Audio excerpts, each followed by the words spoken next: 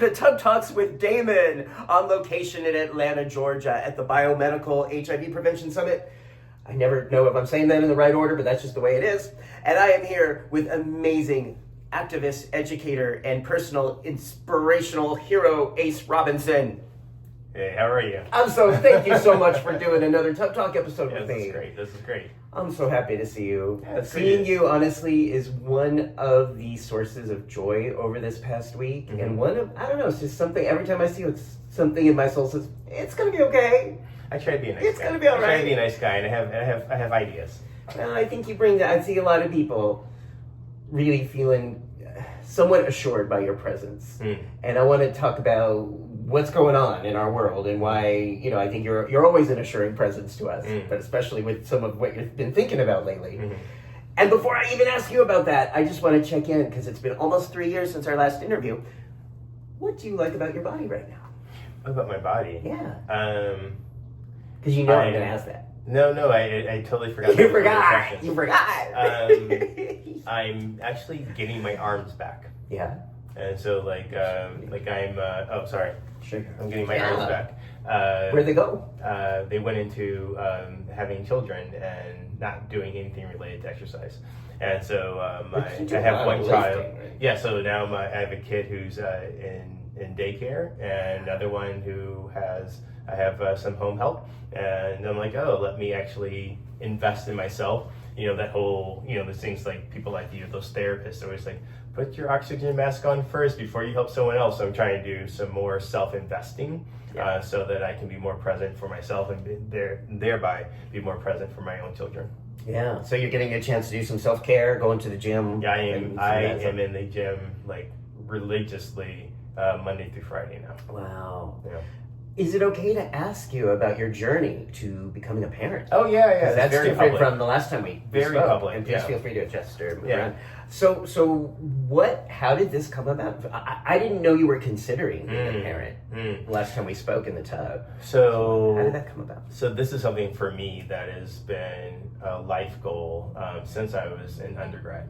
I remember my best friend and I we would walk around campus, and I was like, all right, you gonna give me an egg? We start negotiating egg donation very, very early on. Like this is, I'm almost 50, and this is I'm 22 years old. So we're looking at over 20, maybe 20 something years before the time of having those conversations, being like, I'm 22, I definitely will be a parent by the time I'm 30. My timeline got offset a little bit, but it was always a personal goal of mine. And so I have 2 children via surrogacy. Yeah. For those of you who haven't had to go through, who have or have not gone through this process, it's like it's a 3-person process minimum. You have your egg donor, you have your surrogate, and you have me. And so my contribution to making the children, the sperm sample, that was from 2013. And then identifying an egg donor is very similar. It's haha but not haha. Very similar to how the sitting U.S. president chose his 3rd wife is through a magazine. You're just looking online, similar to people who are using dating apps or whatnot. You're looking at very short profiles relatively, and being okay, you're cool. And for the egg donor. Yes. Okay. And then when you're doing this, for me, if you know me very well and then you read the egg donor's profile, you're like, this has to be made up. To give you an example, what this person wanted to do with their life. She wanted to do some work with in the queer communities. She was really interested in social justice issues, and she listed those. And then what was her favorite movie of all time? It was Rent. Oh. So from the musical Rent. Yeah. So it's wow. If you read it, you're like, well, that says Ace. And so therefore it all worked out. And when I met her years later, it was amazing. We actually became friends. And it was from the moment that I met her, I was like, oh yeah, you are good people. If I was into dating cis women, she would definitely be at the top of the list. She was just this amazing person. And with the surrogate, you identify, so egg, and then sperm, you have your embryo. Then now you have some embryos. They do all the checking, all the background stuff to make sure the embryos are strong. You actually have that choice. I make that choice. And then you identify another person who is going to carry the embryo through gestation and for childbirth. And so I ended up becoming friends with that person too. And so we call them the OG aunties. So I have two OG aunties to my children, one being the egg donor, one being the surrogate. And they're the same for both children? Yes. So for anyone who's gone through IVF, you probably know this already. They'll take out a whole bunch of eggs, right? And then so the egg donor is only involved one time. Because they shoot them up with drugs, and then they hit this thing called a trigger, and then it releases 10 to 20 eggs, and then you look at the eggs, see if they're strong. Then you add the sperm, you have your embryos, and then they put them on ice. If you remember, in 2024, Alabama was trying to decide whether or not those embryos were people, very personhood, expanding personhood all the way to the point of an embryo, and would shut down IVF for a while. And then this is when Donald Trump went left to the Republican Party and said, that's going to really slow down IVF because, his last child is an IVF baby. So it's just very clear that we're going to that we need to make sure everyone can have children, because that's what we're supposed to be. We're supposed to be pro-family. And so it was quite an adventure going through this early on, during the Biden administration, and then with an oncoming Trump administration, as to what things may or may not look like for any people who want to expand their families, especially queer people who want to expand their families. But we can talk about that all day. Yeah. Now, did you say you donated sperm in 2013?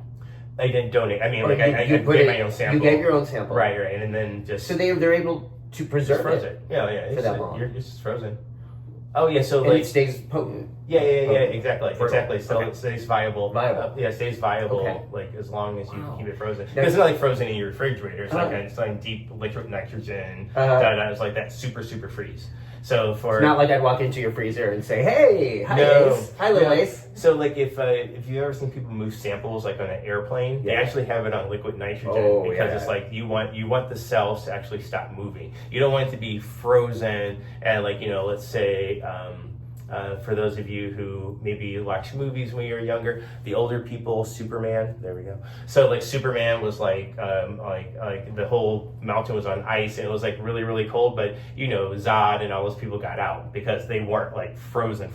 But if you go down even further, this is a cellular conversation, you can make the cells nearly stop moving, and then they're going to be preserved. Wow. Yeah. Michael Jackson stuff. Wow. I really go into what Michael Jackson wanted to do if he lived long enough, how he was going to freeze himself until people could live forever. That is a whole rabbit trail that we don't need to. Didn't Walt Disney want to do that or try to do that? I have no idea. Okay. I try to avoid knowing so much about racist people. Okay. Yeah. Good to know. Okay. Yeah. So your decision to be a parent was not new. This is something you decided in your 20s. Decades old. Yeah. And then, it seems to me, I'm not a parent, it just seems like there's so much responsibility in that. There's just so much to do. And I know you were already a very, very active, busy person. Did that ever feel overwhelming at all? No. Part one, for those of you who have met one or both of my children, you know this, I have a very chill kids. So all that yoga paid off somehow, right? And so I'm not a parent in the way that other people parent. I have kids who don't need parenting. I have kids who need food and they need to be changed, but I don't have kids who need to be corrected all the time. You have to chase after them and all that type of stuff. I don't. That's not the life that I have. Some of it is, I don't know. Some people say it's just luck. I hit the genetic lottery not once but twice, because I think a lot of people said after they met my first child, they're all so chill. Right, very, very chill. So mellow. And so when they were getting older, people go, oh, okay, your second one's going to be wild. And I was I believe in science and this thing called independent assortment. So what happens with baby one has nothing to do with what happens with baby two. Surprise, surprise. And then baby two comes out and all happy all the time. So this is what my life is like, running around with two kids who are always laughing.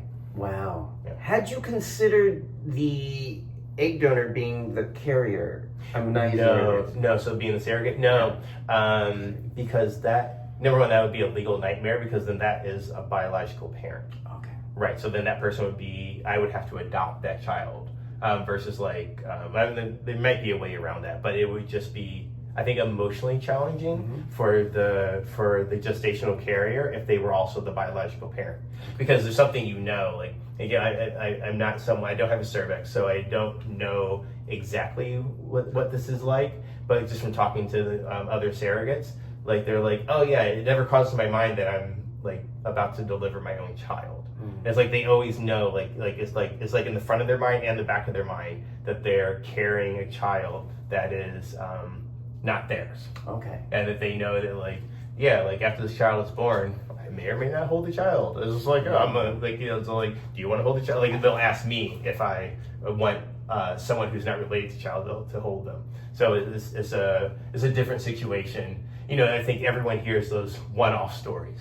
Like in 1987, there was a surrogate who didn't want to give up the child. Those types of stories are so rare that it's not even, it's almost like, I wouldn't say it's not worth talking about, but on one side you're covered by all the legal, covered by all the legal, and then on the other side it's like you're also covered by the emotional, that the person never, like most surrogates know what they're getting into. I mean, all surrogates know what they're getting into, hopefully, and there's no way that they're thinking, oh yeah, this child's going to look like me, be a part of me, it's just, yeah. So there's that very clear boundary right there. Yes. And you make all these decisions very early on.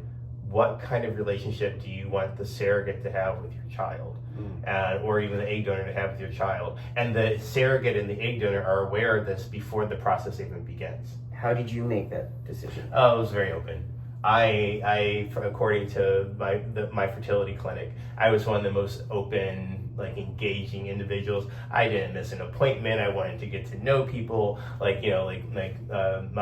process was all done in New York City. So I was like, let's go on tour stuff. Like I was doing things I would never do as a former New Yorker. I had never been up the Empire State Building. I had never been up the Rockefeller Center. I didn't do any of that stuff. And then all of a sudden I'm doing these things and going to with my surrogate. Yeah. And also with the egg donor. Like we both both times it was just like, we were having the time of our lives running around New York, and I was just being a total tourist.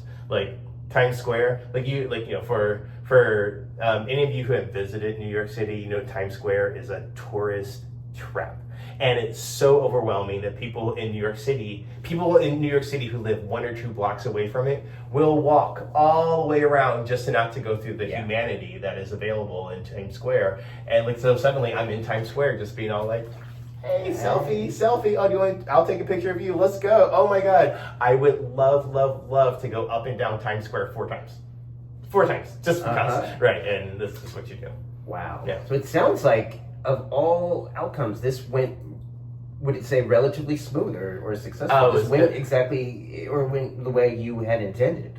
Yes and no. It went relatively smoothly, but my second child was born, my same surrogate, moved from Maryland into Houston, Texas.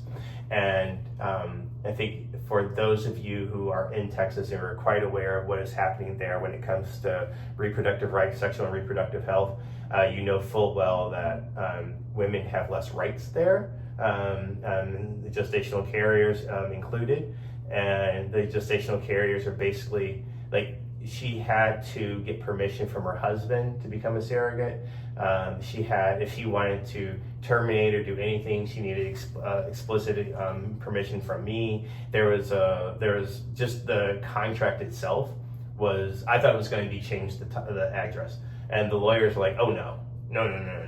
This is like the original contract when she lived in Baltimore was probably 10 pages. The one when she lived in Texas was about 35 pages, 40 pages.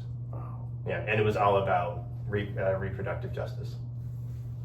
It was all about her not having the rights to injustice. That she had. I misspoke. Reproductive injustice. Injustice. Yeah. Okay. Yeah, exactly. Okay. How was that for you to be seeing all this play out in real time? All these rollbacks and changes affecting your family. Yeah, and I was very worried, like if something went awry during the pregnancy, and then during the childbirth process, all of the things that the lawyers were scared of did happen. It would take us another half hour to go into everything that happened like through the childbirth process, but it was the polar opposite of what happened in Baltimore, where it was just, all right, baby's out, here's your baby, go. It was a lot of who actually is the parent, even though we have a court order saying that I'm the sole parent. There was a lot of things that go into having a baby in Texas in 2024. So these were legal complications. Legal complications that go straight into what happens in the hospital. Because everything that's legal has to do with what happens in the hospital and who is the parent, owns the baby, like type of thing. Like there's a lot of those challenges. So once she's in Texas and in the hospital, things started to get really complicated. Yeah, things got complicated because the short version is my child had health issues at birth, and so that made things even more complicated because like who does the doctor speak to about what's happening with the baby? Whose name is on the baby? What is the baby's name when they're in the NICU? There was a lot of pieces that went with that. So in Maryland, with your first daughter's birth, if these questions had come up, what would the procedure have typically been? Oh, it would have just been the band would have said my name, and there would have been no communication between the clinical staff and and there would be no communication between the clinical staff and the surrogate because there is no relationship between them legally. There also in Texas there was no relationship between them legally, but the hospital didn't follow the court order. So it's a whole process. Okay. And then is this just still one quick happening? update. I mean, no, it's all done. Oh yeah, it's all done now. No, we're months in. And then just FYI, I'm raising both of my children agender, so I don't use any gender language related to my children. Yeah. Oh, I'm sorry. Yeah. Okay, I apologize. That's fine. So it eventually cleared up. It worked out in the end. And eventually, what did that do to you, or what was the toll, if any, that took on you to have to wrangle with all this legal stuff during such a vulnerable moment in your life? You compartmentalize like nobody's business because you do not have time to deal with, like, I would call it the esoteric parts of discrimination.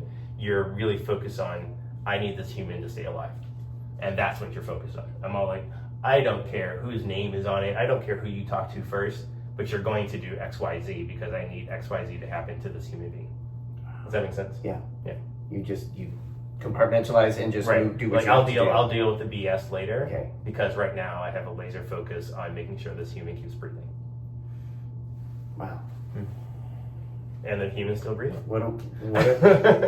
They are, right. And what a wonderful father. I mean, again, just that powerful parental energy that you have. And we kind of spoke briefly about some things that are happening in the government, but I also knew the data. Like, my surrogate is Black, and my child was Black, so I knew like it was more likely to have challenges. Like if something went awry, that I would have to advocate strongly, clearly, and effectively for my child. And that's exactly what happened. It was the nursing team at birth downplayed it, and then I pushed, kicked, and shoved until the NICU team came in. The NICU team came in, and within 30 seconds, we're running down the hall with the baby because like they were all like, "This baby's not healthy. Let's go."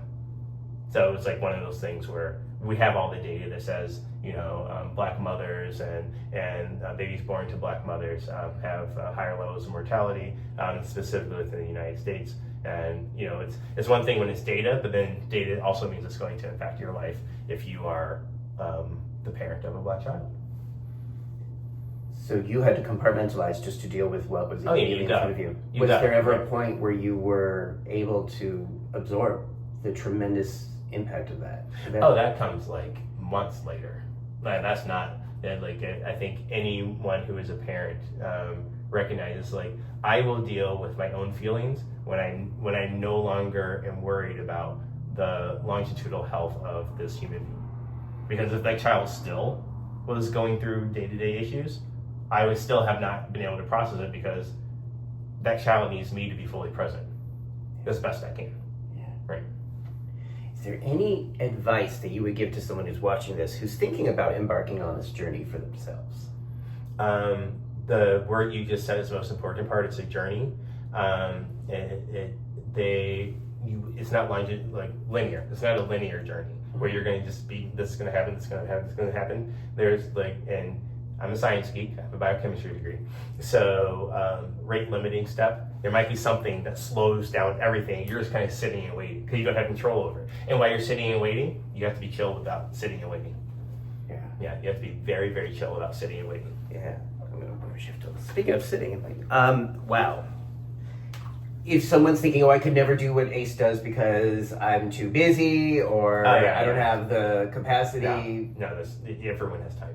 Okay. Everyone has time. Because for those breeders out there, the cisgender, heterosexual, mixed gender relationship people, like how many of your children were not planned and they somehow made it happen? Yeah. You make it happen. It doesn't matter what it is. Like think about other times in your life where you're responsible for someone, whether it's a parent, whether it's a friend. It wasn't on a schedule. It was all like, oh, my parent had a stroke or a heart attack. Oh, my very best friend, something similar happened. You drop what you're doing without dropping what you're doing, and you make do. Yeah. And so like everyone has the capacity. Then you also make sure you do things like keep your therapist on speed dial just in case you are being pushed too far. You need someone to talk to who is not a best friend or religious guidance or something like that. You need someone who's a professional therapist who's trained on supporting people through crises. Yeah. Wow. Thank you. Thank you for speaking to that. Yeah, no problem.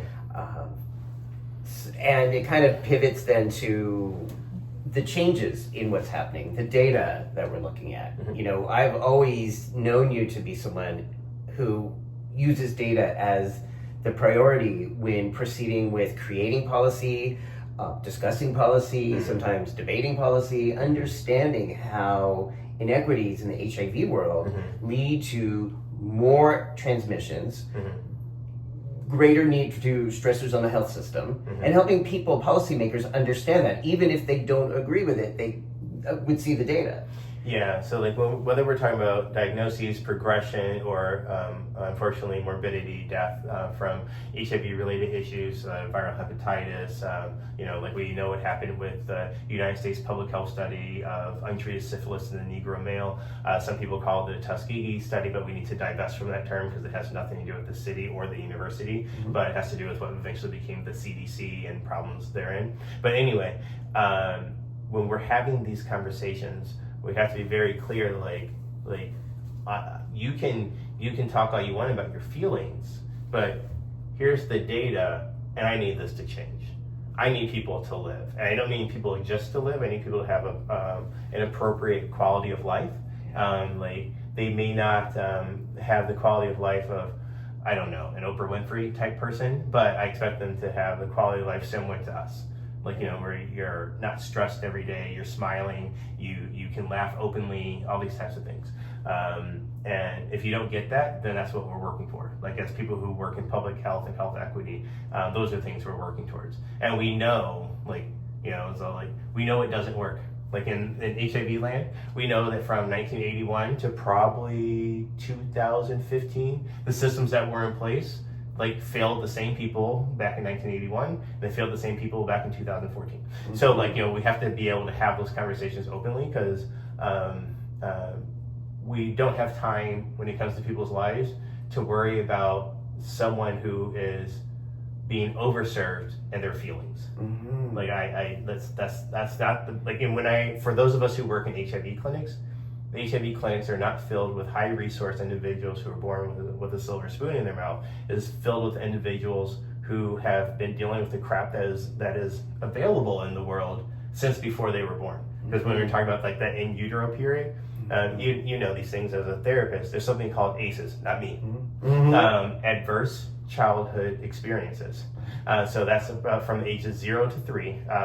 If you get bored, Google Nadine Burke Harris, and one of the leaders in the world on ACEs. And your quality of life, your lifespan, all these things can be predicted before you're 3 years old. So when you think of when your brain is being hardwired, before you actually have cognizant memory, and many of us can't remember when we were 2 years old, but your body remembers, your brain remembers. That was how your brain got coded. Because remember, you're I have a 7-month-old. Their brain is starting to become less mushy, and it's starting to become very much I can count on this person. I know I've never been hungry. I've never had this. I've never been through any trauma. I've never experienced like watching a parent get attacked. I haven't been through those experiences, whereas this person over here has. And so we know that person over there will have more challenges. And very similar to, for many of us who live in places, you're from originally from California, it's a foster to adopt state. So some of these children are in foster care for a while before they get adopted. They might have a younger sibling who really was only in foster care for relatively a minute. And you look at you have these people who have the exact same parents, but you have one who has a hard time with separation anxiety, attachment issues, who might have issues controlling more explosive behaviors. And that will always be the child who didn't have that close connection in those early years. And the child who did, it's I went from my foster parent or my grandparent to my life parent. And the other person who also ended up with a life parent has 3 years where they were home to home to home, and they never got settled and stable, and boom, we know that they're going to have challenges in life and they probably will not live as long. Wow. Okay. So then when we're talking about providing public health, being a conduit of helping people have a reasonable quality and quantity of life. Cradle to the grave. Yes. Cradle to the grave. And when we say the cradle part is vastly important. We have to make sure that people are supported. This is recently, the older you get, the less opportunity there is to support somebody have a better health outcomes. So recently, the wisdom of the U.S. government terminated this thing called the Adolescent Medicine Trials Network, the ATN. So the ATN works with youth who are ages 13 to 24. And this is at the end time of can I support you even though your life was very challenging growing up? And now we're saying that we're not going to support those individuals, even though that's kind of our last chance to support individuals have a longer, healthier, happier life. Yeah. Right. So that's that last developmental stage where there can be effective interventions that can change. Right. When they say you can't treat it, what do you call it? You can't. Something an old dog new tricks. Teach an old dog new tricks? Thank you. I'm there we go. There you go. So thank you. So but you can teach a young one. You can even teach a middle-aged one, kinda. Yeah. And so humans are just like any other sentient being, that the older you get, the harder it is to learn new things. My older child is more or less pentalingual. Not because I'm doing all that much. They're just exposed to it and they're going to learn. I can speak 5 languages. But I can speak 2, and I'm around the exact same people. I'm not picking up on what's happening in the environment because my brain is less mushy. Yeah. My hard wiring is about as hard as it's going to get, and we're done. Yeah. So if I want to learn a language, I need to go to a class. I need to study. I got to get forms. The whole thing. But a child just needs to exist in front of that piece. So when we're having these conversations around, I don't know if we've ever talked about this. My thesis for my Master's of Public Health was successful HIV prevention modules for township youth in urban South Africa. What does that mean? Because this is back in 2006 and 2007. I wanted to know why people use condoms when condoms were the only way to avert HIV acquisition at the time, right? Why do people use condoms? And I was primarily speaking with people who were in the trade sex industry, people who frequented bathhouses, so on and so forth. Wait, people use them or don't use them?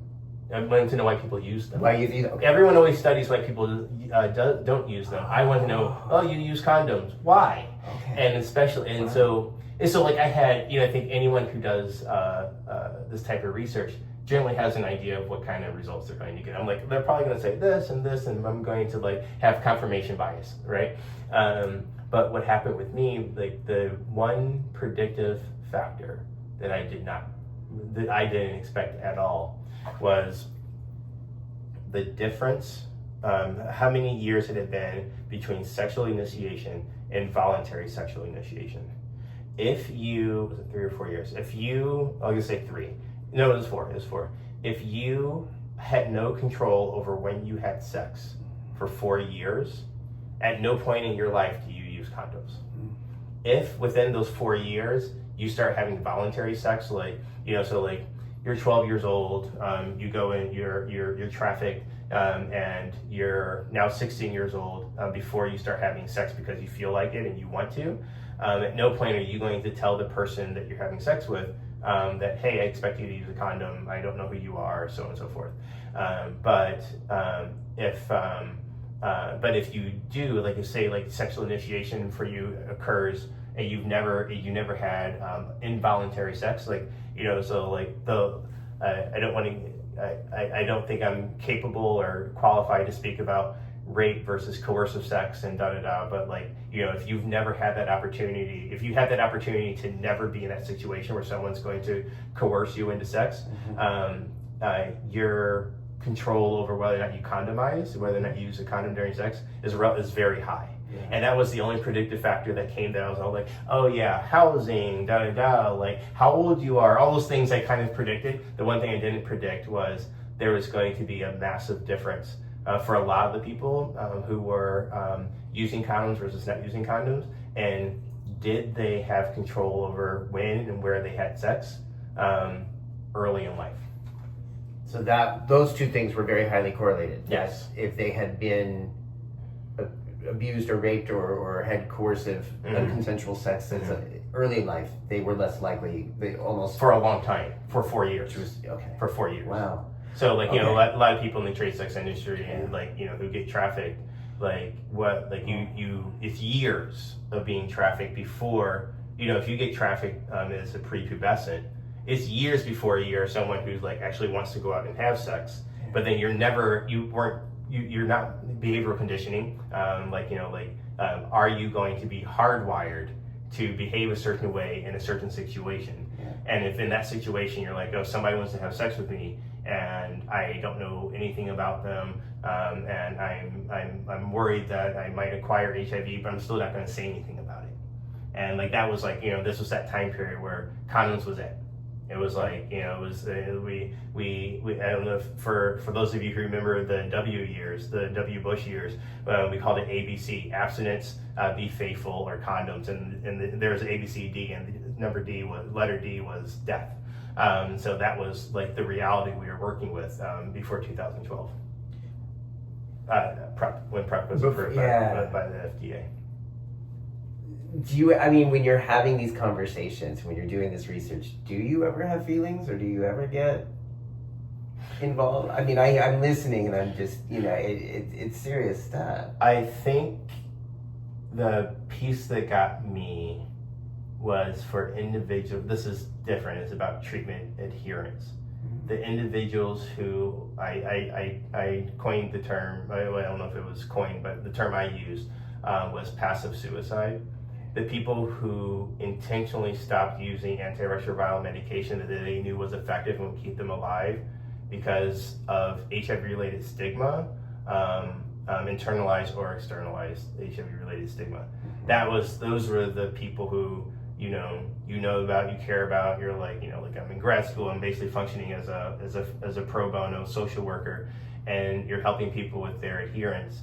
And you find out that like, oh yeah, like my partner, I just had the number X number of partners break out with me because they learned my HIV status was positive, and yeah, I can't handle it anymore. I just want to be loved.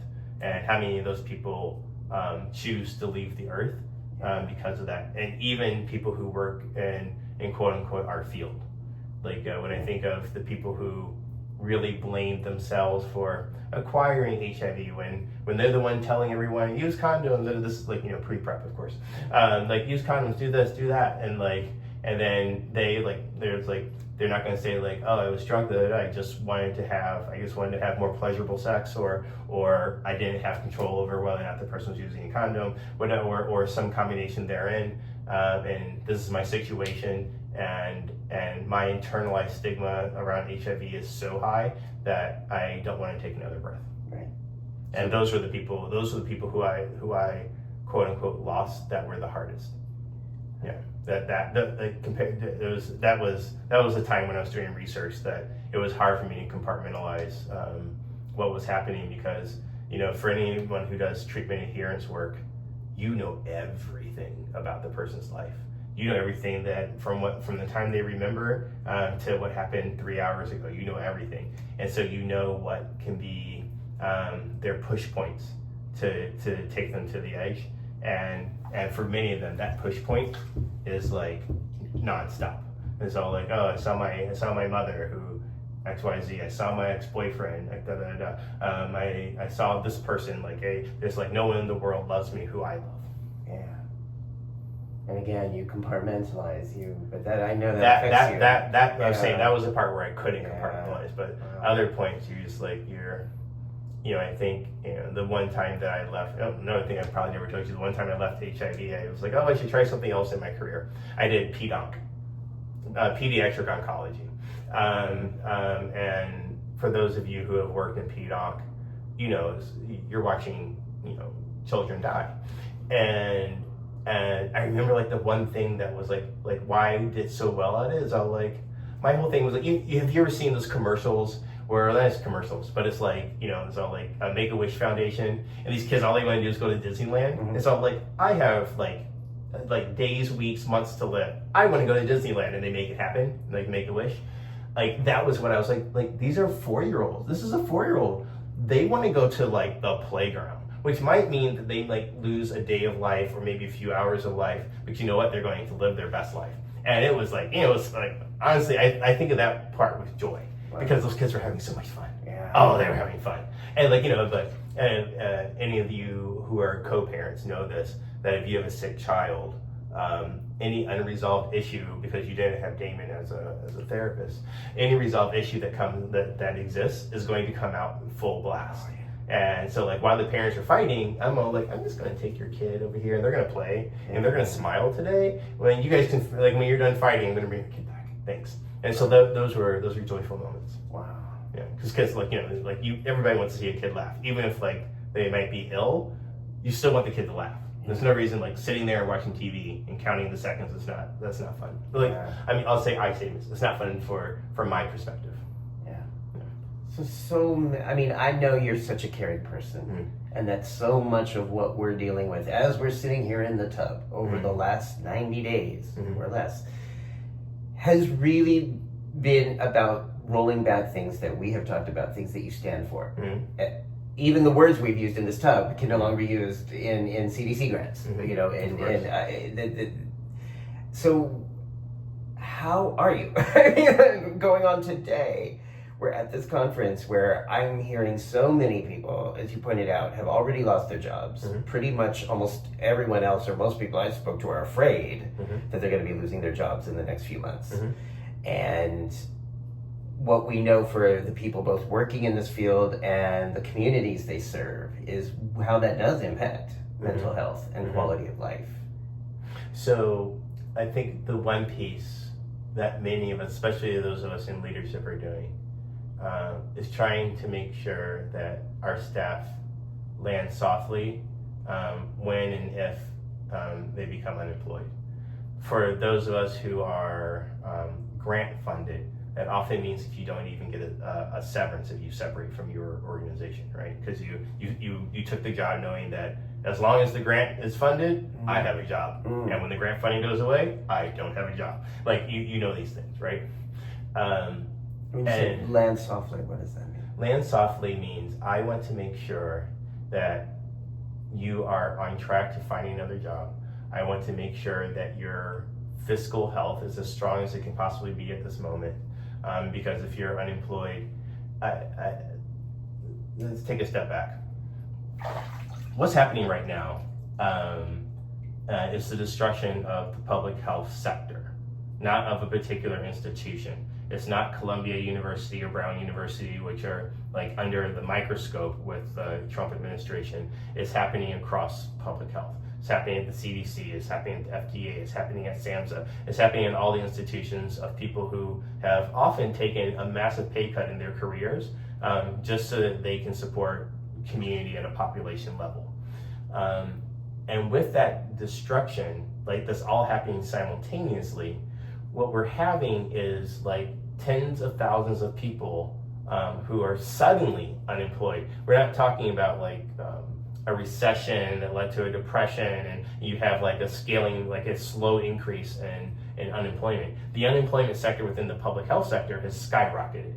And we know that even in the event of the Senate and the House flipping back to Democrats in 2026, we know that, like, even that is probably even likely. That doesn't mean that those jobs are going to come back in a year and a half. And so there's so many individuals who are preparing for being unemployed for years if they still want to do public health.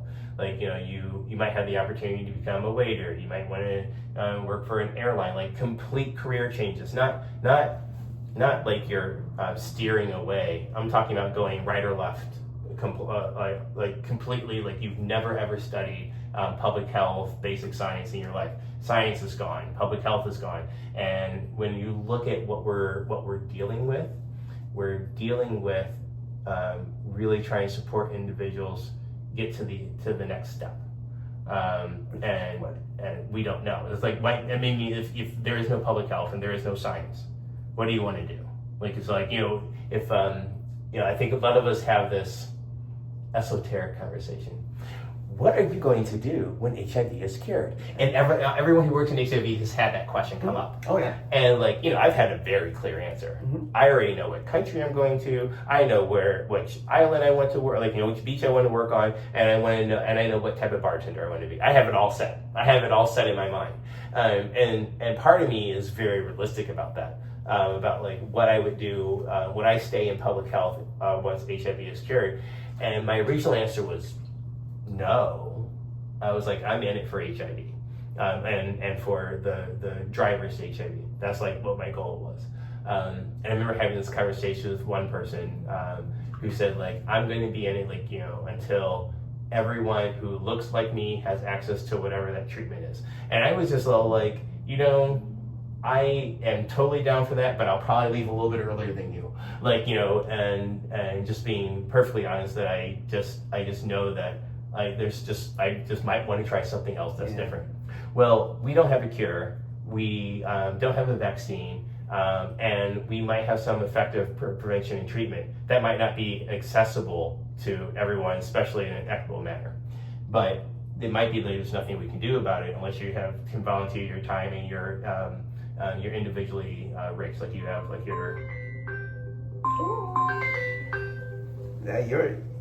your handle's going off the. Somebody's wanting mute. All right. So I was speaking with a friend of mine who had said that they were going to stay with HIV to the very end. So everyone who looks like them and loves like them has access to the same levels of treatment that's available. And I always said that I would probably leave just a little bit earlier. And that's just being honest, just being perfectly honest. Like, I was like, I have an idea of what I want to do, and if I ever left public health altogether. Because it's like you want to drive, and like for me, it's like I want to drive till HIV is over, and then drivers to HIV are over, and then I'm ready to go. But we might be in a situation where none of that is true. We don't have a vaccine. Right. We don't have a cure. Right. We have some effective treatment. We have some effective prevention modules, which may not be available to people in the coming days. Like we don't know, because every week, every day is like, oh, something new is coming. Like with the tax on centers of Medicaid and Medicare services, we might not just have access to any of these things. So it might all go away, which means that we're going to go back to a place of the pre-1997 levels when protease inhibitors were more readily available. We're already seeing this in parts of the world that I'm working, so I'm doing some global health work. And the first thing that the Trump administration did was stop global funding to gender diverse populations. What does that mean? That's not a conversation about are we going to have something in the courts. The president does have a lot of power over what happens globally. So like a lot of the stays and a lot of the injunctions that we have seen thankfully happen are about the United States. It's not about what's happening in Burundi. It's not about what's happening in South Africa. It's not about what's happening in Brazil when it comes to American interests. So knowing that so many of our clinics closed, knowing that the people who are coming in getting diagnosed today with advanced HIV, what we used to call AIDS, we used to know that we can get you on treatment immediately, and like 99, like, probably 98, 99% likelihood that you're going to live. And like a few people would die. Now we're like, all right, let's talk about hospice care. Like, like there's nothing available. You're seeing that already. Yeah. And I think it's important for people to recognize how things work globally. So let's say you or someone works at HIV community-based organization in the U.S. And let's just say let's talk about like how the doctors work. Not about like the programs, the outreach, let's just talk about the doctors and the meds. So in most parts of the world, how these things are funded in the lower resource countries, you have the Gates Foundation paying for maybe some supplies. You have PEPFAR that was paying for the treatment. Okay. You had USAID that was covering like the clinicians to make sure clinicians were there. And you had maybe the Clinton Foundation covering like something else. All that is necessary to make sure that you get seen by a doctor, you get your meds, and you get to take them. So if I say PEPFAR has been taken away but now reinstated, there's treatment. There's technically medication available. But USAID is gone. United States Agency of International Development is gone. So that means that I don't have pharmacists, I don't have doctors, I don't have nurses, but I have a truck with meds that I can't give out because I don't have all these pieces. So this is like where we are and the reality of like why people are dying now in other parts of the world that would be alive if the U.S. government made better decisions. And it seems like this happened, is it me or did this happen so fast?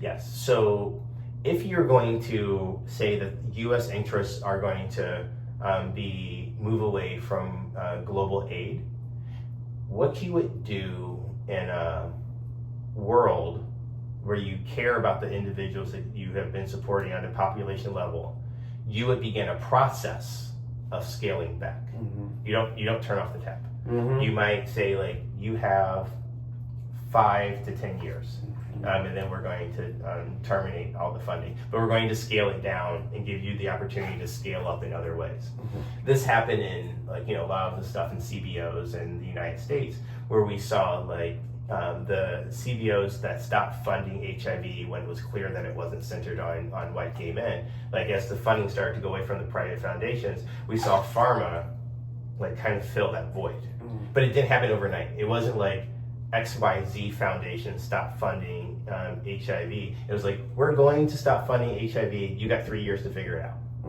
Mm. There was some warning because they knew that like, oh, if we just pull the plug, your clinic might close, right. Your massive programs might close, this and that might close, but we don't want that to happen. But our priorities are going to be gay marriage. Our priorities are going to be making sure that queer people can donate blood. But our priorities are not going to be making sure that HIV is supported from our funding. So we knew that was happening with American funders, and we had that opportunity, and pharma like started to fill in that void.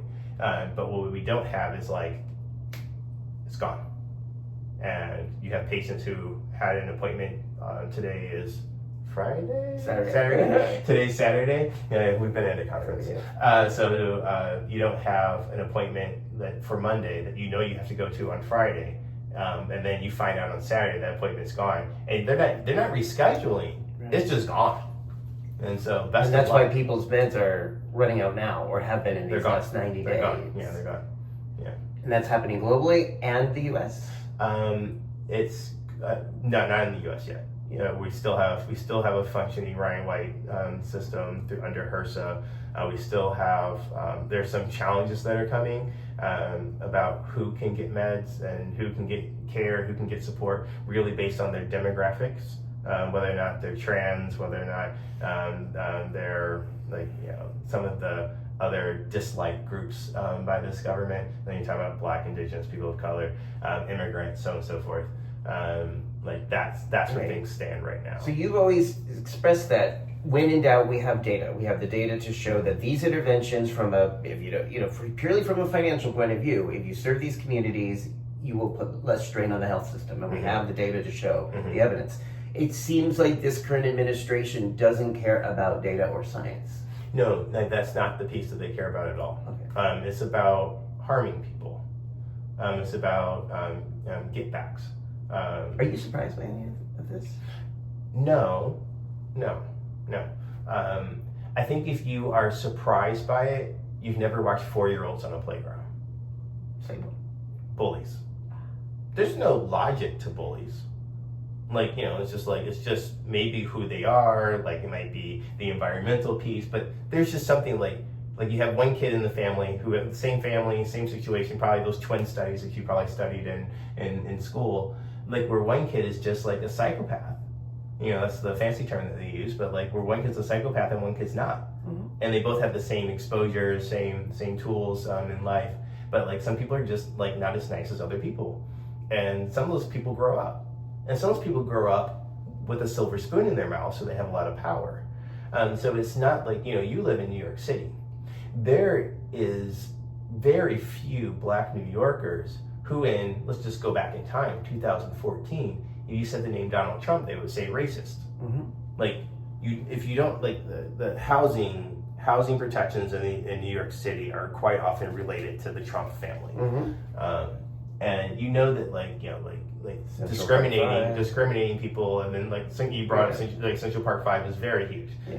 Like 5 people who were wrongly accused and convicted of harming a white woman in Central Park. Mm-hmm. Most important part is she was a white woman. Mm-hmm. And even though like it was proven that these guys had nothing to do with it, you have someone like Donald Trump taking out full-page ads with all his power and money, the full-page ads in the newspaper saying that they need to be executed. Right. Like that's so New York has seen that side. Right. There's like and then the sitting vice president Elon Musk, the same thing's happening with, if you talk to Black people in California who worked at Tesla, I think one thing that people don't understand is how hard a class action lawsuit is to prove.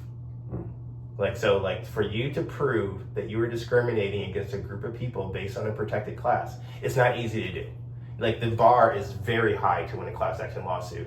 And having someone who lost like 2 class action lawsuits to Black people in California because you're a racist, and it was very clear you're a racist, that's what Elon Musk is. And so there is no surprise there, like that these individuals are going after particular demographics of individuals, because you haven't heard of any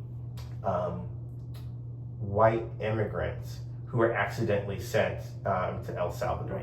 Right. I was like so you think they're just these bullies? They're just full of contempt and disdain, and they're just being bullies on the playground. Yeah, it's just about power, money. It's like there's no rhyme or reason to it, and it's just like, okay, I can. And then when they go too far, the other bullies push back on them and say like, stop it, tariffs, and then suddenly you see like a reverse course. Because the bigger bullies are out-bullying the bullies in charge. Is there a link between what we're seeing today and the slavery in this country and apartheid in South Africa? Yes and no. The reality is that bullies have existed everywhere, and then how the level of systemic control that people have over populations varies by place to place.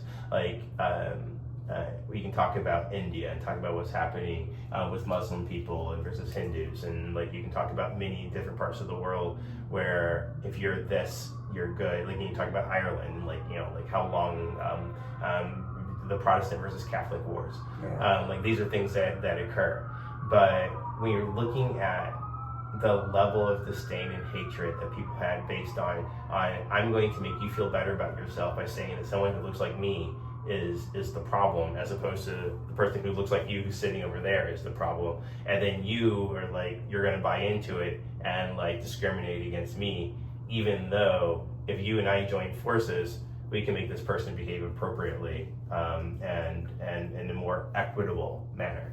But that these are the things that we often talk about that equity comes from, because speaking from personal experience, I have yet to see anyone who has replaced me in a job that I've ever had who wasn't an underqualified white man.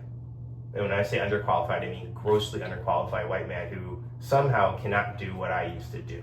And when you see these things happen, over and over again. You're like, okay, like, moving on to here, this and the other thing. You're like, you always pay attention to who replaced you with. You're seeing this in your life in public health. This is like just giving personal examples of like, okay, you see this happen. You're like, full well this person does not. If you had their resume, you wouldn't have got the job in the first place. You wouldn't, and you would not have been supported in the job if you did get it. Like, it's just like these are the reality of what is diversity, equity, inclusion, access, and liberation. What does it stand for? What does all the ideal stuff stand for? DEI work.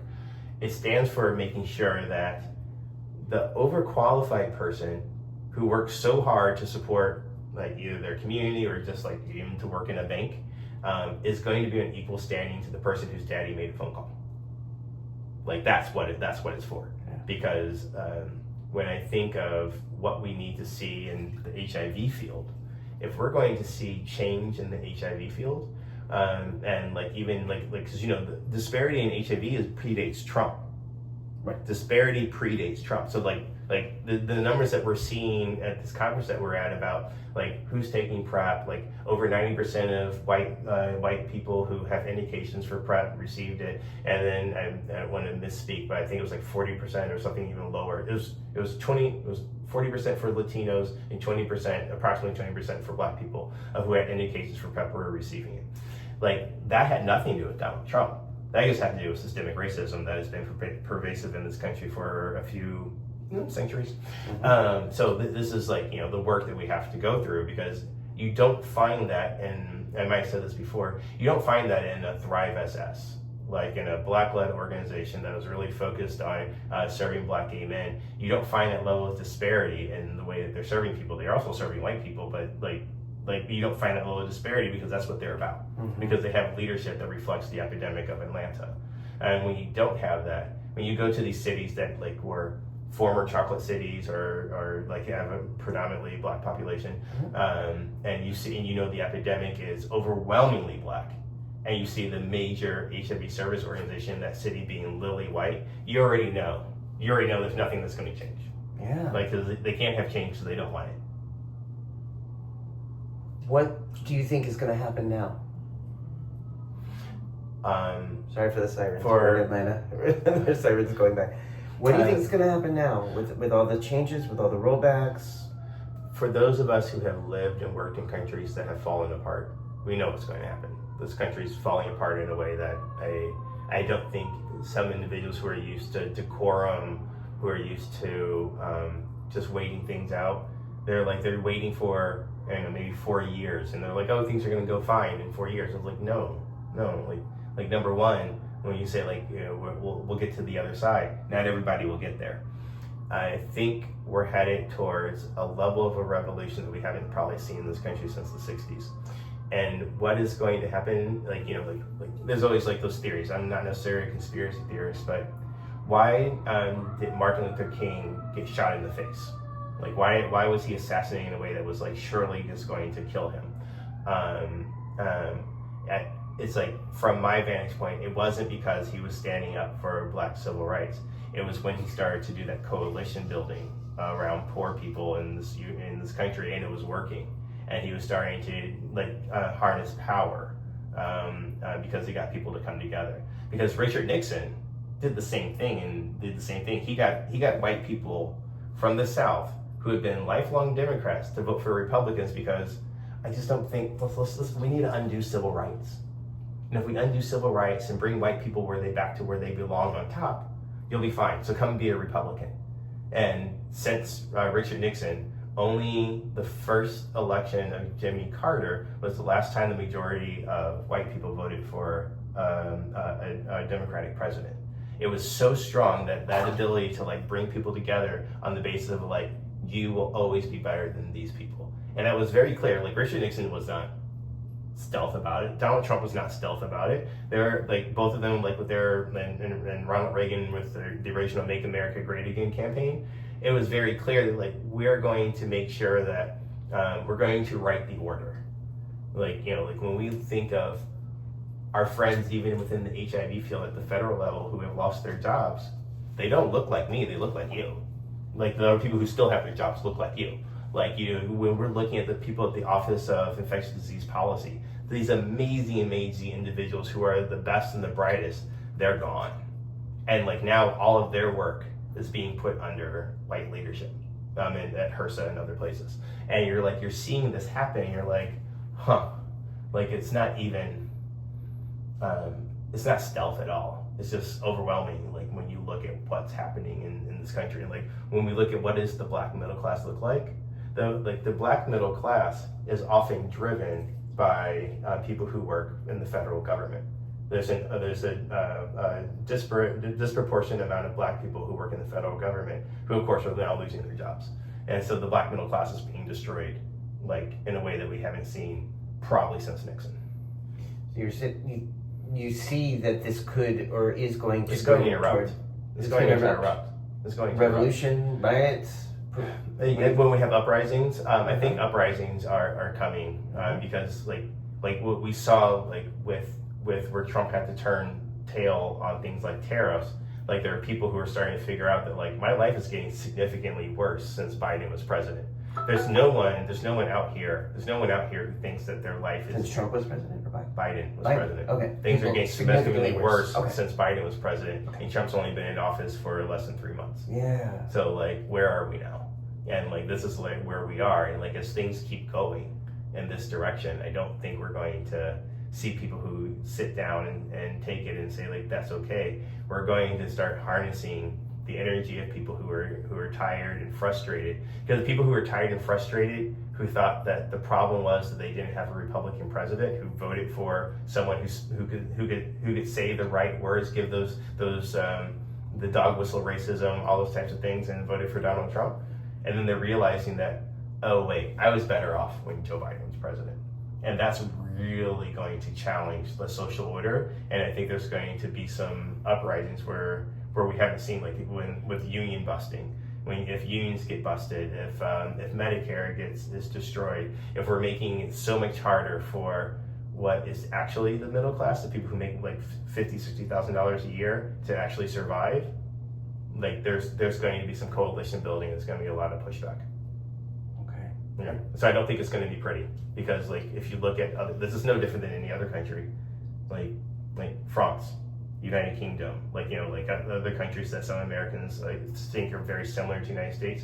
Major uprisings during this time periods, like when you're looking at like, oh, we're gonna have public servants just go on strike, like so like we're gonna shut the country down. How do you feel about that? Oh, you have to. I mean, are you scared? No, not at all. No, because there's a comedian. Her name is Dulce. I forgot what her last name, but her name is Dulce, and she has this very clear skit where it's all like where she's like talking serious, and she goes, "Don't ever think that white people did things change because it was the right thing to do. It was because we went after their pocketbooks." Like when you talk about the Montgomery bus boycotts, when you talk about any types of things that were like when you go after white, like you crippled a city, you bankrupted a city, and then they're all like, I think we should let black people sit in the front of the bus. They didn't do it because it was the right thing to do. It was because it was crippled. Let's talk about trans people. North Carolina didn't originally rescind HB2, the Papers, Please equivalent bill of who can use the toilet. It was because the NCAA pulled funding. They everybody pulled funding from North Carolina because they started an anti-transgender bill. And then what happened? Multiple states started doing it, and the people who were pulling funding stopped pulling funding, and now because that's what North Carolina went back to equity. They pulled that bathroom bill, and because they lost money, not because they needed to be nice to trans people. Yeah. They pulled it because they lost money. The data, right? The pocketbooks, yeah. Right. And so once again, it's we're seeing this how many. I was just in full disclosure at a sporting event in South Texas. Do I feel comfortable spending a penny in Texas? No, but it was all in 5, 6, 7 years ago. That event would have been pulled from Texas because of what Texas is doing to historically excluded communities, women, transgender people, people of color, so on and so forth. So you went to, was it to show support to? This the sporting event in South Texas. Oh yeah. Okay. It was for my self-investment stuff where I need to go scream at 19-year-olds who bounce a basketball. Okay. Yeah. Have you in these last few months felt like you have to be more less expressive about your voice and your opinions? No. Okay, good. And where I understand why some people are that way. But give a good example.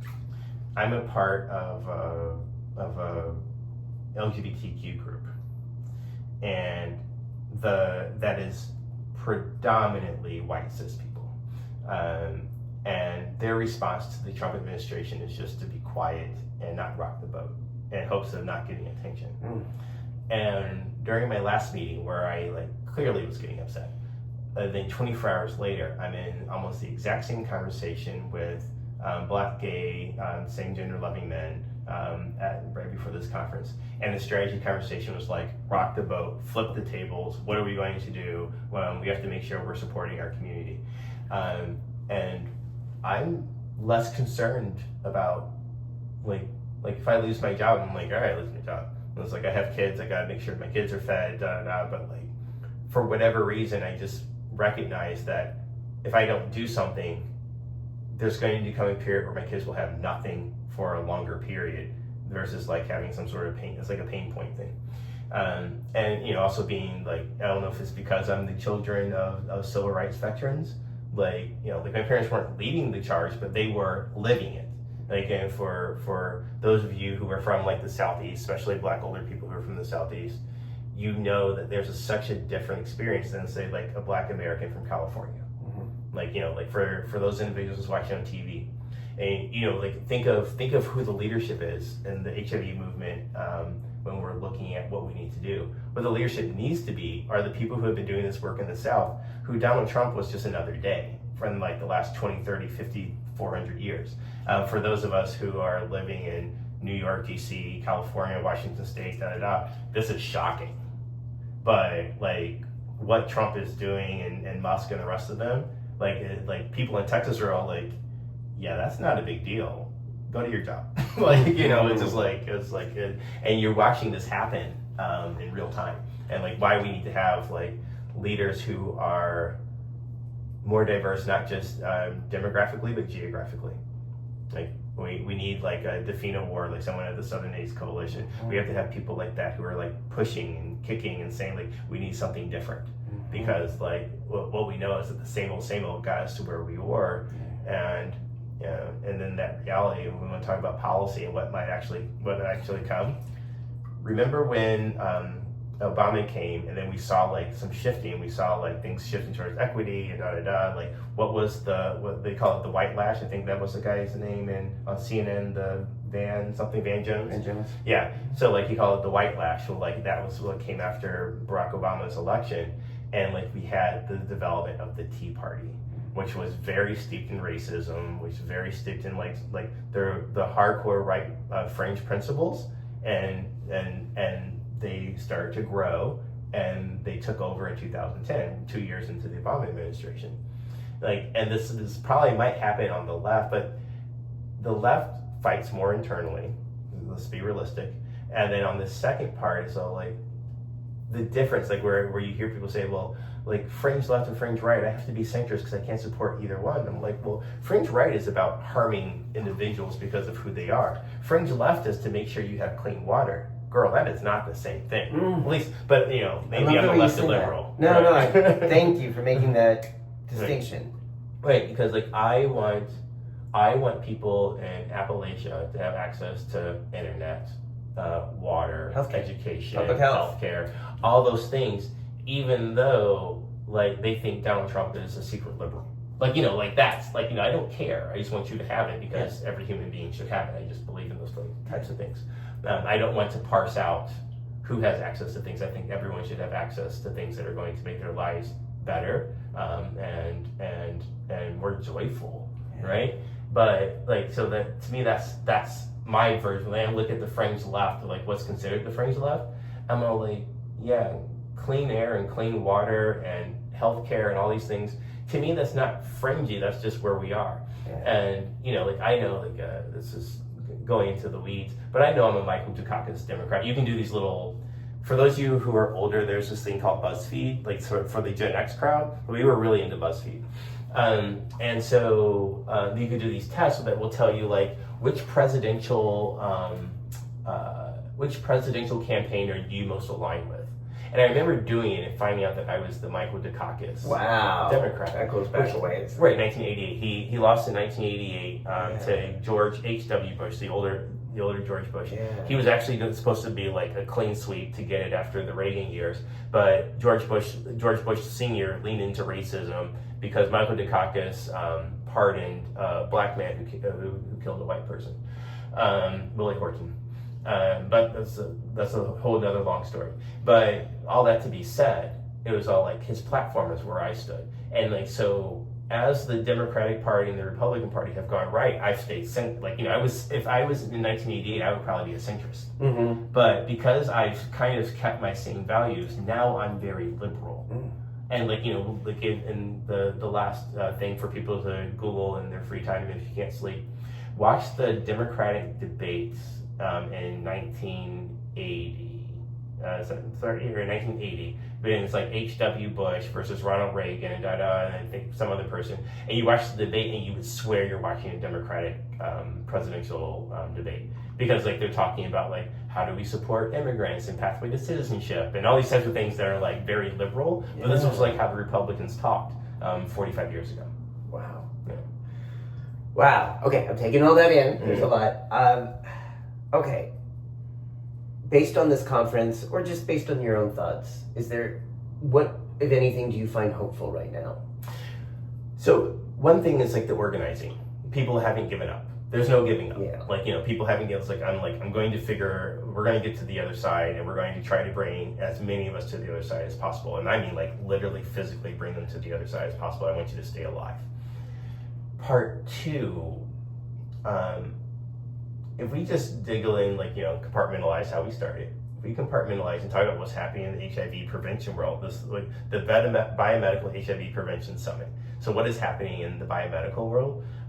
We have better treatment to make sure people achieve undetectable status, U equals U, easily, more quickly, so that you can live your best life and not worry about passing HIV on to another person while living a longer best life. And then on the other side is there's some amazing things coming down the HIV pipeline. It's all it's like we have long-acting injectables. We're soon going to have twice a year injections. I mean, big deals. And then we might have once a month pills. All this stuff is coming down the pipeline, which is being overshadowed by the political pieces. But what we're saying is if we do this right, and we can, and for the folks whose job it is to get meds out, we could have this massive change in our ability to control our not just our HIV status or our viral load status if you're living with HIV, but also control STIs, talking about doxypep. What is the next stage to doxypep? Making sure that we have new and exciting things for prevention. Yeah. And it's coming. And and there are some very interesting things that came out of the conference talking about who is most likely to accept injections, who's most likely to not accept, and then the geographic part. I was about to nerd out for a second, just bear with me. The piece that was really cool is where you live. Mm-hmm. I knew about demographics, but I didn't know geographics. And so if you are in the South or the West Coast, you're more likely to find long-acting injectables acceptable to your HIV plan versus people in the Midwest who are the lowest, or people in the Northeast. Quick shout out to anyone who's doing work in the Midwest, because you're overlooked all the time. I'm from it, right? For PrEP or for treatment?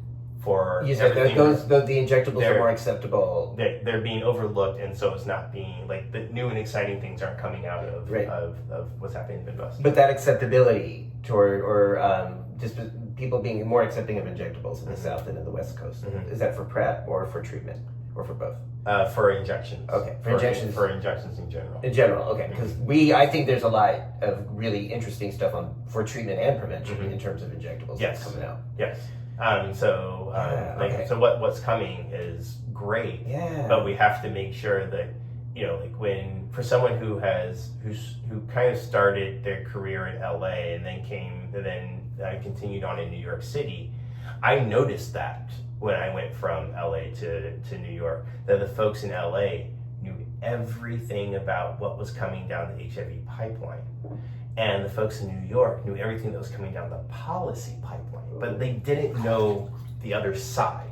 And it was just like, it's the reality of how life works and who is around and who is your influencers. And, like when we talk about Instagram influencers, that's the piece that was like really, really great, is that like, oh, we have these individuals who are like, oh, I'm going to be really pushing for the AIDS clinical trials group when we were talking about those research groups that are disappearing or that might disappear. HIV Vaccine Trials Network. Where is HVTN? HVTN is in Seattle. So people in Seattle are very well versed in HIV vaccine, progress, what's going well, what's not going well, so on and so forth. ACTG, people in LA are very well versed. But when it comes down to can you, someone with HIV, donate or receive a kidney? People in New York know that answer. People in LA probably don't. These are those types of things that come down, where can you donate blood? Can you do this? Can you do that? These are very East Coast conversations. Yeah. Right. Okay, wait, just so I know you can't donate blood if you're living with HIV, but can you donate a kidney? You're right. So we worked on it. So it's like HIV. Someone with HIV can donate a kidney to someone with HIV now. Okay. Yeah. Yay. Yeah. It was a big deal. It was a big deal because how you get staged and who is going to be acceptable is like, oh, if you have HIV, we're not going to give you an organ. Yeah. Because you're gonna die soon.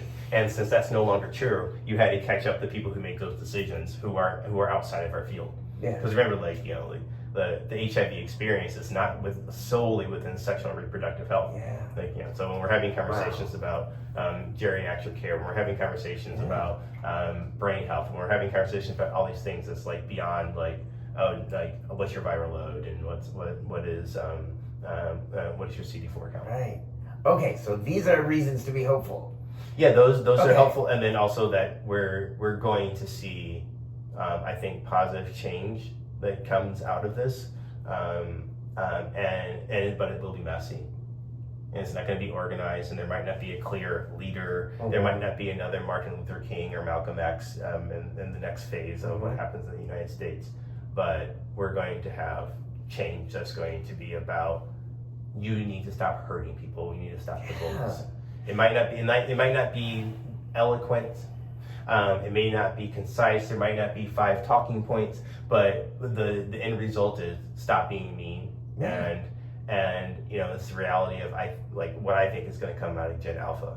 So 20 years ago, that's what I hoped would happen during what was the worst of George W.'s reign, which was pretty bad at the time.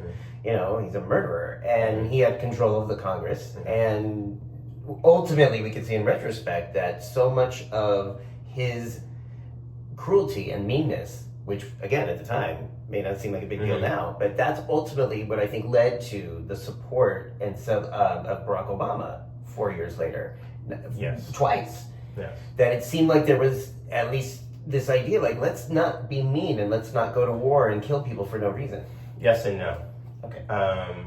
The one thing that I think is very clear is that the 2 people that the Republicans ran against Barack Obama were not willing to, as some people say, play the race card.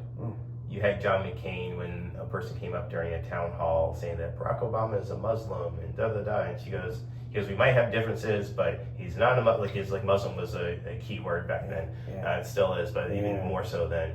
And it's he's no, he's a very good person, and we just have differences of opinion and policy. He didn't go down that rabbit hole. And the same thing with Mitt Romney, who might be even more diametrically opposed to who I am as a person politically, but he definitely didn't dive into, we got to get the black guy out of here. Because if either one of them did that, if either one of them pulled the Richard Nixon and said, how are we going to get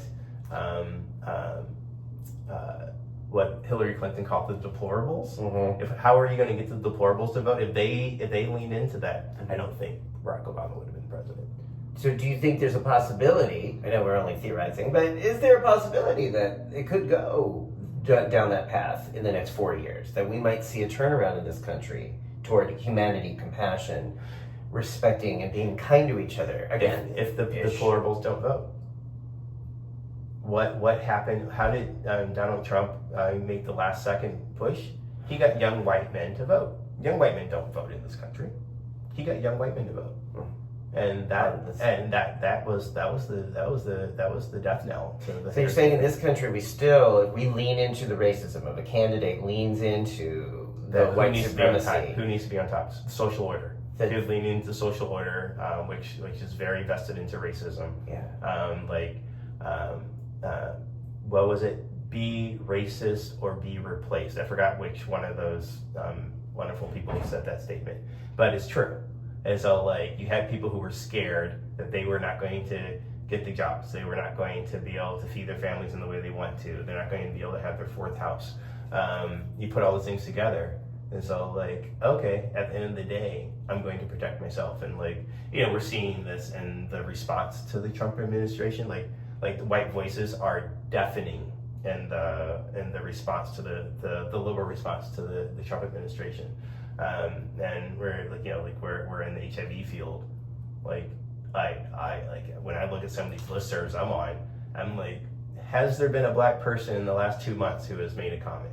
Because all I see are white people making the same comments and not yielding space, power, and control to people who are sitting in the waiting rooms of these HIV clinics, or people who look like the people who are sitting in the waiting rooms in these HIV clinics. And so that's what I say, it's going to get messy. Because there's going to be infighting, very similar to in the beginning of Trump 1, when we started having these, what do they call them, the pussy hat things? I remember on the West Coast, like where you had black and Latinas saying like, oh, we need space, we need to talk about what's happening specifically. And the white people who are organizing go, well, we need to talk about women in general. And they wanted to do an all lives matter conversation when it came to what was happening to women under the Trump administration. And there was like this, it got messy.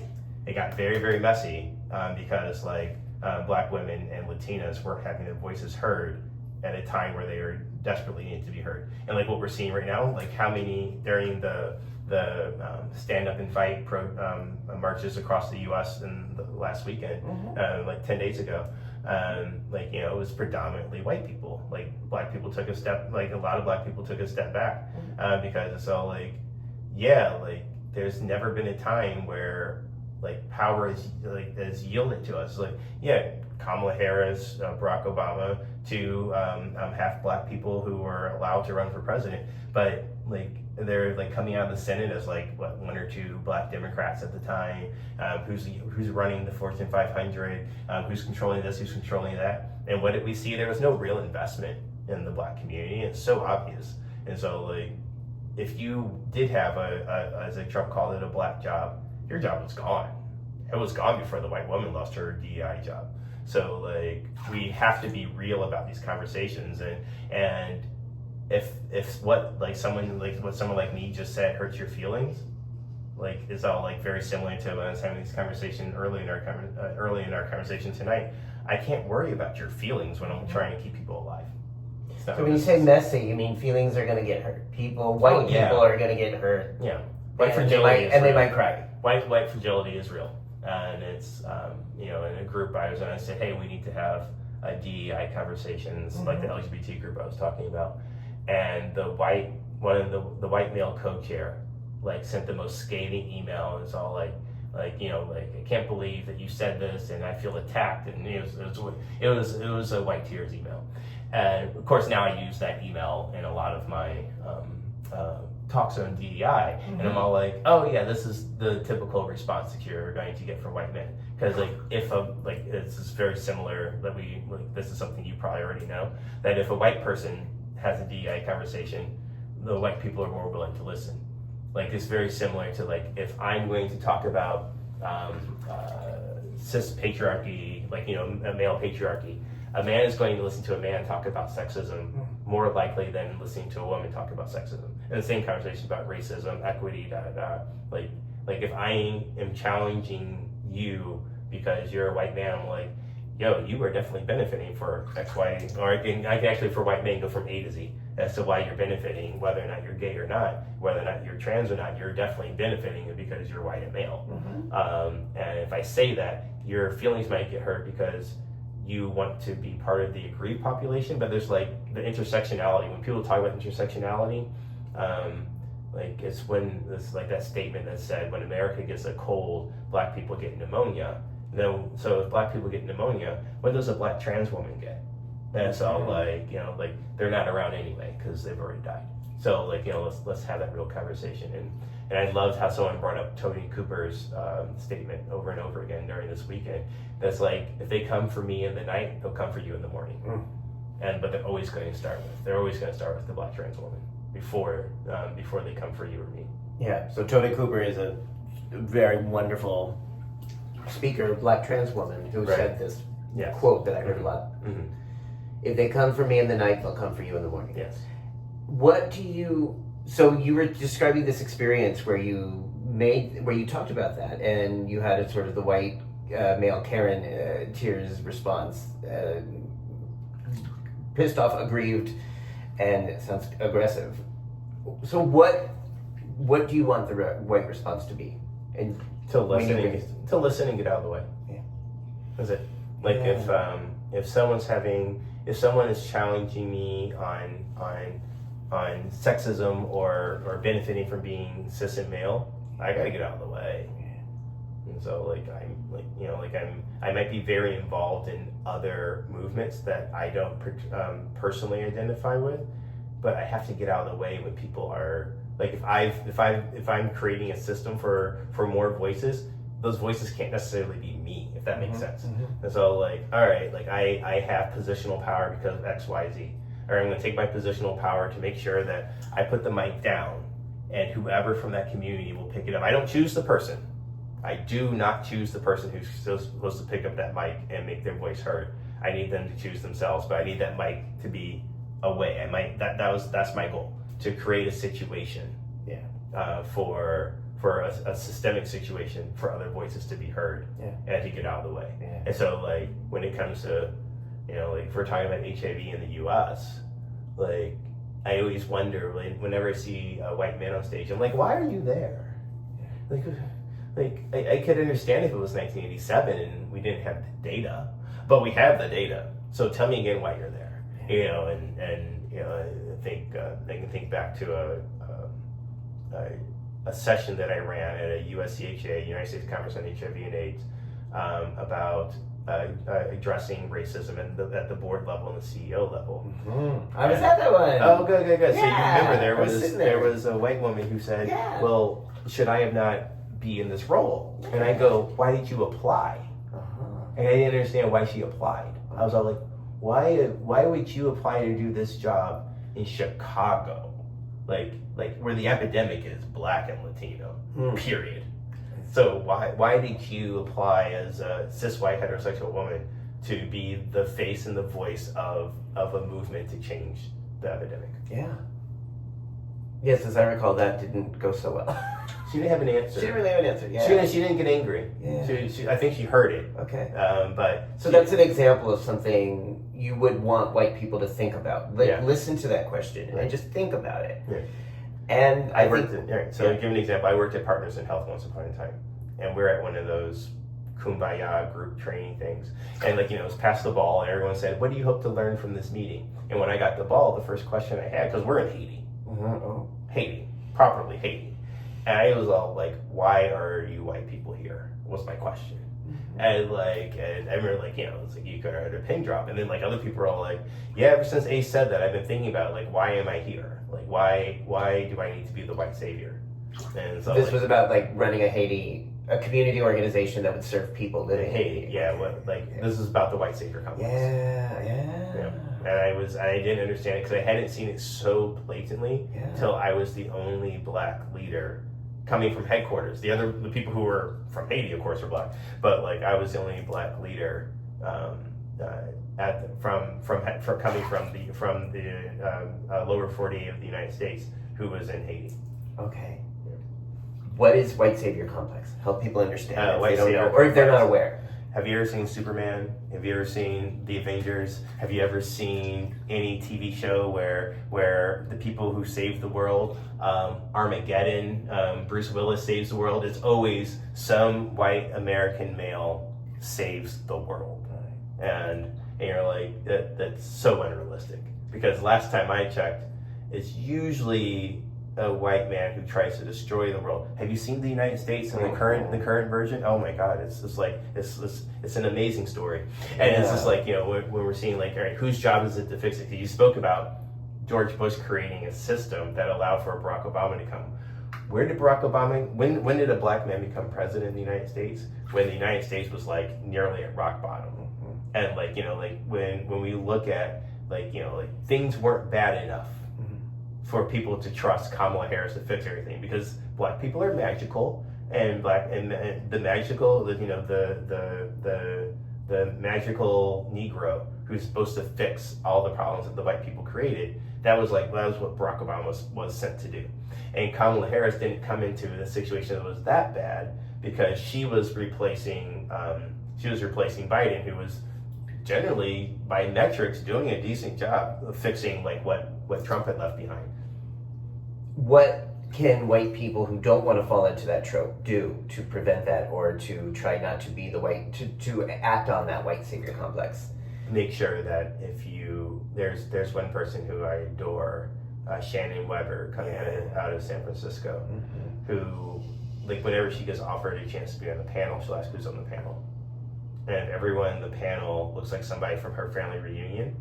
She's all like, I think you should have this person. You need someone who represents this community to be on the panel. They're like, oh, that's a great idea. We'll invite them. And I'm coming off.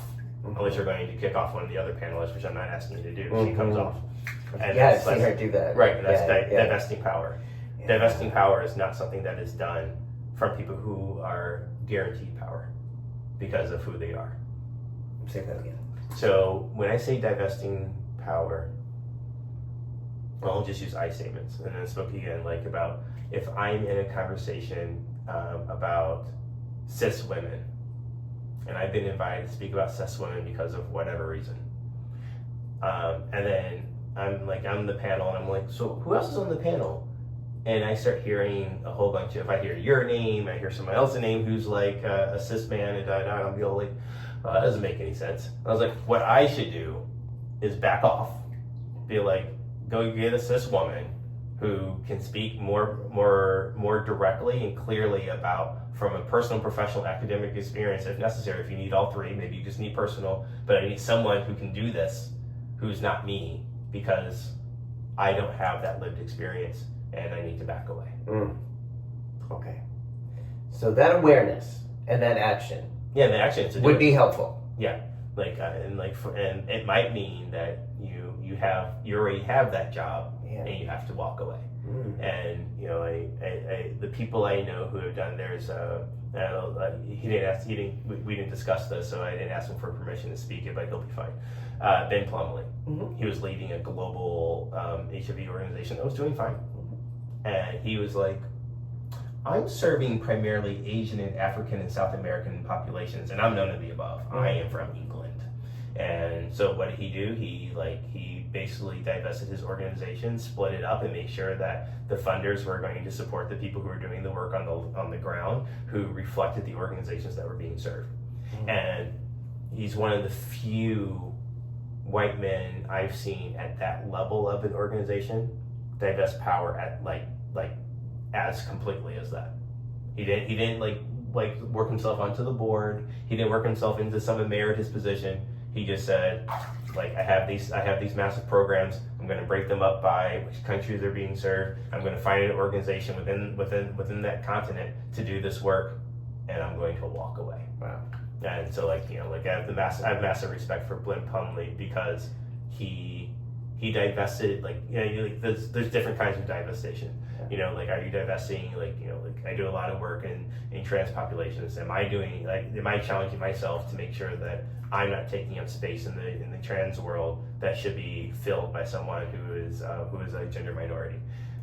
Like same thing when having conversations about indigenous populations. Am I making sure that that I'm not taking up space that doesn't belong to me? And just like I would expect, just like I fully respect Ben for what he did, I have to make sure that I'm doing it, because like the glass house with stones being thrown, that whole thing. I can't throw stones from a glass house, because I have to be genuine in what I'm doing. And I can't say like, you need to do it, Damon, because like you're a white man. Mm-hmm. But in certain situations, I have the power over someone like who's cis, who might be a black immigrant or something like that. Like I have a certain positional power because of how society set me up at birth. Wow. Thank you for that. And I really believe this conversation needs to continue, and that people watching this who have made it this far may want to think about what that conversation can look like. You know, I mean, we are in an administration now where they're not allowed to say certain words, but I've always said privilege is not a 4-letter word. And I'm not someone who thinks we're effective as leaders when we're operating from should or guilt or shame or blame.